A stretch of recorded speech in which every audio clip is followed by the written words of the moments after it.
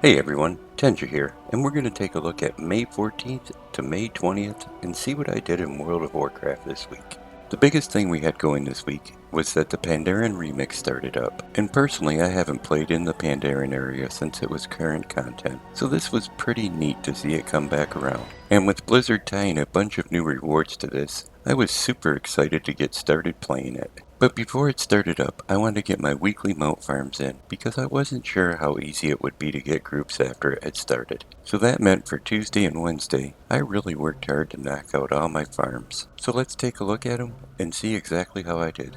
So I started this week like I start all my other weeks. I went after the Scythe of the Unmaker. For this I have to head over to Andoris the Burning Throne, and I have to run it on Mythic, because I'm still after the red version. Once I got over there, I made sure I was set to Mythic, I headed in, and I worked my way back to Argus the Unmaker. Taking him down gave me attempt number 110 on this item. But again, I didn't see it drop this week, so I'll have to come back here again next week. Now with my only consistent weapon farm out of the way, I started on my mounts. And this week I started off with the Cartel Master's Gearglider. This drops in Tazavesh, the Veiled Market, and you have to do this one on Mythic also. So once I got over here, I made sure I was set to Mythic, and I worked my way back to Solia. I took him down and got attempt number 10 on the Gearglider, but I didn't see it drop again this week, so I'll be back here next week. Next up on my list, I went after G.M.O.D. This drops in Battle for Dazar'alor, and I'm doing it on the LFR version.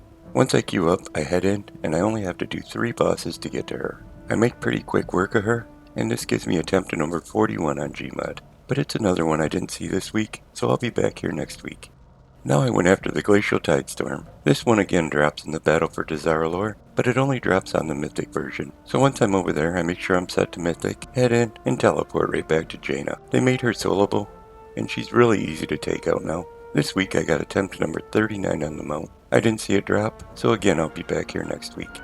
Next on my list was the Sanctum Gloomcharger. For this I have to head over to the Sanctum of Domination and take out the 9. I can't solo this, so I normally just find a group in Group Finder. Once I have a group, we'll head in and we'll take her out. This week I got attempt number 22 on the mount, but again I didn't see it drop, so I'll be back here next week.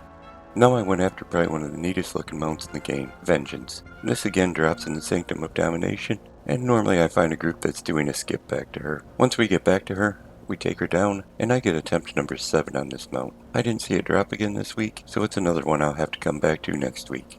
The next mount I went after was the Zareth Overseer. This drops in the Sepulchre of the first one, off of the Jailer on Mythic. This is another raid I can't solo, so I need to find a group in LFG for it. Once I find a group, we head over there, and we make pretty quick work of it. This week I got attempt number 8 on it, but again, I didn't see this one drop, so I'll be back here next week.